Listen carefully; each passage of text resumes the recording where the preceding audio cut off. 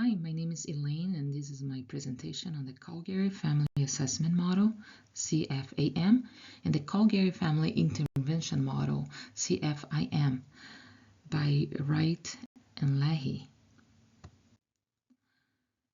Here we have the Calgary Family Assessment Model key concepts.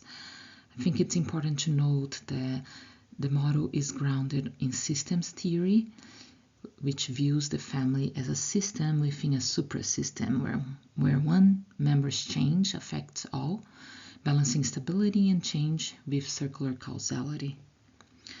The Calgary Family Assessment Model itself is organized into three main categories: structural, developmental, and functional. In the structural category, we look at the internal structure of the family, so the family composition, roles, boundaries, gender, rank order, subsystems.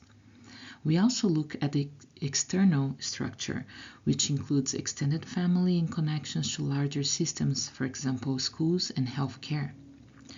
Context is another subcategory, also part of the structural assessment, and that includes culture, religion, socioeconomic status, and environment.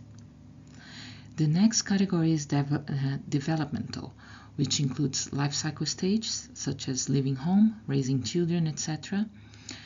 It also addresses developmental tasks and challenges faced at each stage.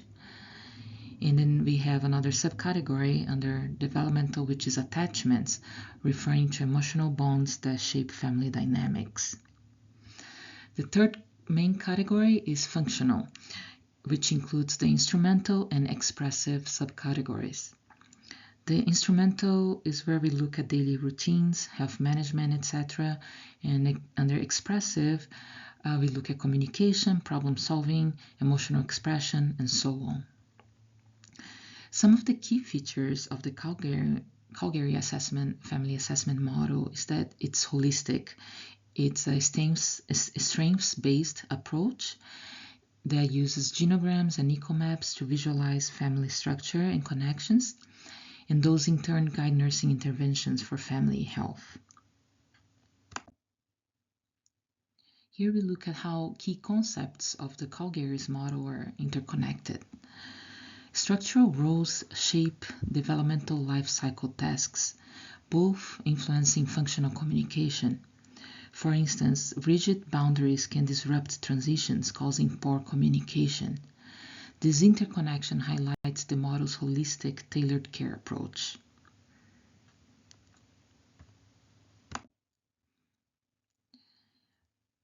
Now we talk about how Calgary's model defines core terms in family nursing care.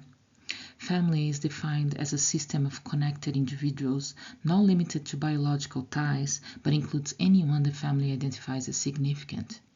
Health is their ability to adapt and thrive.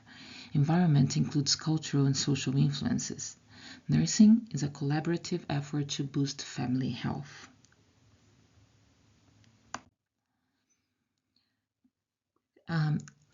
This slide explains the Calgary Family Intervention Model, which is a companion to the Calgary Family Assessment Model, building on it for interventions. It targets cognitive beliefs, affective emotions, and behavioral actions. The Calgary Family Assessment Model assesses needs, while the Calgary Family Intervention Model acts on them, enhancing resilience and reducing suffering. Both models go hand in hand because the assessment model provides the assessment foundation to understand family dynamics, while the intervention model offers a structured way to intervene based on that assessment. Here we see both models in action. The assessment model maps family dynamics with genograms and questions for tailored care, while the intervention model guides solutions, enhancing family functioning. This is supported by evidence-based literature, such as the systematic review by Mileski et al. 2022, who analyzed 24 studies and found the intervention model effective in bedside nursing education, improving family outcomes through therapeutic conversation. And there's also Ron et al. 2023, which is a qualitative study that used the assessment model to assess families with chronic non-cancer pain and the interventions model for family conversations. Outcomes for this study included improved family coping and reduced emotional burden. In this section, I'm going to discuss 2 research projects that have been guided by the model. This is the 2022 stroke study from BMC Nursing. It's called Family System Nursing Conversations, Influences on Families with Stroke by Pustza et al. The study explored family experiences 6 months after the intervention of Family Systems Nursing Conversations, or FSNCs, for stroke patients under 65. In this study, Calgary Family Assessment Model guided the assessment. So structurally, genograms mapped roles, like a spouse becoming a caregiver, tailoring nursing conversations to these dynamics. Developmentally, a family in the launching young adult stage faced disrupted independence tasks due to the stroke, and family nursing conversations helped reframe these transitions. Functionally, a spouse's avoidance of distress led to poor emotional communication, and again, family nursing conversations opened dialogue, reducing strain. The findings showed that 80% of families reported better coping, which improved cohesion, proving that the Calgary's assessment enables holistic, family-centered care.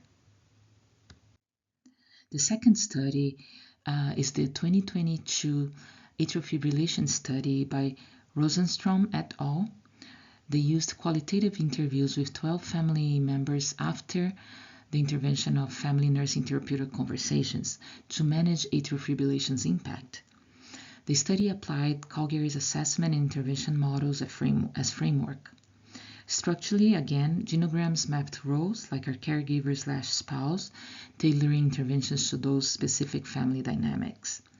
Developmentally, it assessed atrial fibrillation's effect on role changes, aligning with life cycle stages.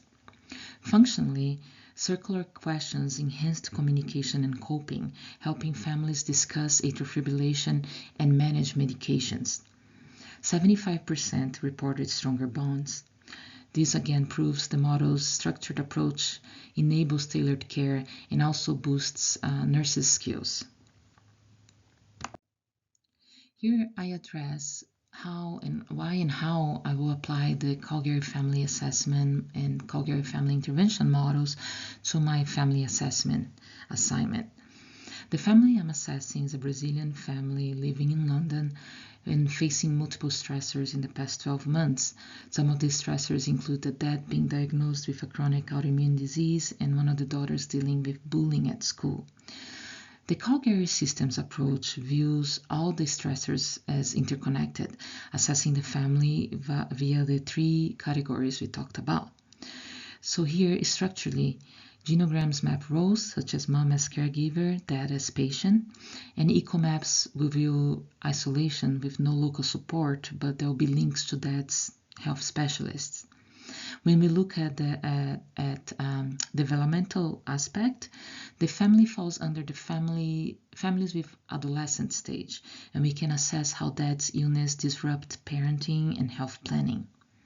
Functionally, communication gap exists around the bullying incident, with mom strained by caregiving and work. Now, when we look at the Calgary's intervention model on the right, an intervention under the cognitive domain will be reframing dad's beliefs surrounding his illness. Under the affective domain, supporting mom's stress is an option. And behaviorally speaking, establishing routines and building support. And that could include leveraging the older daughter's strengths. She's a 17-year-old, so looking at her strengths, who can potentially support mom through this journey. And here are the references that I utilized for this presentation. Thank you for watching.